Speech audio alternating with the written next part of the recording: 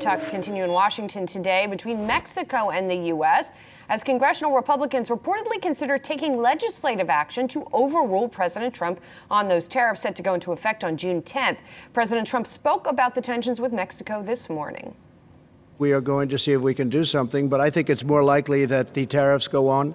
Mexico should step up and stop this onslaught, this invasion into our country.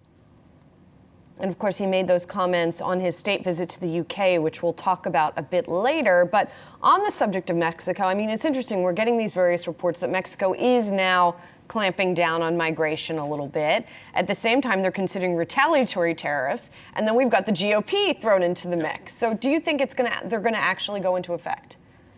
Probably, but for a very short time. I don't think the GOP is going to get enough votes to override President Trump. And I know it doesn't take many, but I think it's tough. And you've seen that time and time again. They haven't shown a willingness to get into a fight with President Trump because his base is so strong, and that's what they're relying on for re-election.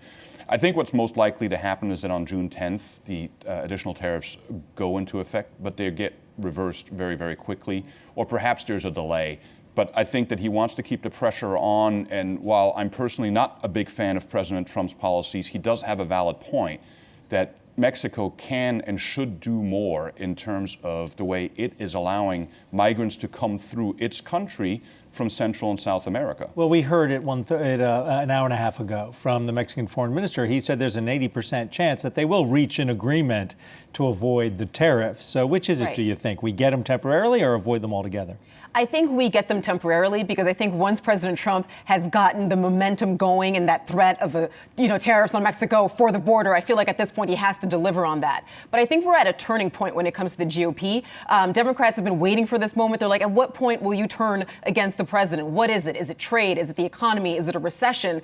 And it's looking like it just might be these tariffs against Mexico because many economists are saying, you know what, it equates basically to a tax on American companies and consumers, and that is not what the GOP wants to stand for. Can I ask the awkward question? Did the president perhaps do the right thing? Because as you said, this is an issue. Immigration is an issue, and the people who are coming this way from Central and South America, Mexico could do more. So is the president taking the right steps, and is it working? Well,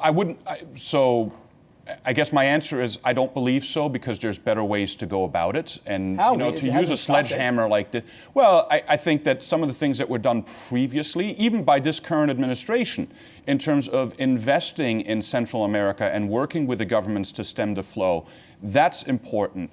This, to me, when you're trying to, and let's not remember that I think it was 10 or 11 days ago, President Trump announced that he was going to be working with Congress to get the USMCA ratified quickly.